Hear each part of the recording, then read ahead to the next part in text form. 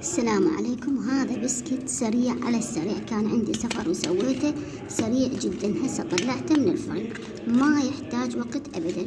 بيضة، 8 ملاعق زيت، تخلين ويا البيضة بعض المطيبات اللي يعجبك. 8 ملاعق زيت، وعندنا ممكن تضيفين لنا شهمين، وعندنا 5 إلى 6 ملاعق سكر حسب رغبتك انت اذا تردينه حلو. رشة ملح قليلة، ونخلي السمسم ونخلطها. بعدين يعني نمزج المكونات، نضيف الطحين الى ان تصبح هاي العجينة متماسكة هالشكل. بس قليل قطرات من الماء على قد العجن، ما نخلي ماي هواي. او ما استخدمت حليب، ممكن اذا ما ممنوع الحليب ممكن نستخدم الحليب الباودر.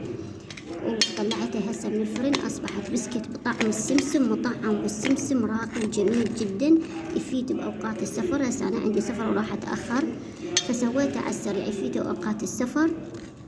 ممكن يتاخر فتره طويله بالفريز بدون ما يخرب، بالمجمده بدون ما يخرب. هسه بعد ما يبرد راح اخليه باكياس نايلون واضمه. واتمنى تجربونه ويعجبكم، والف عافيه.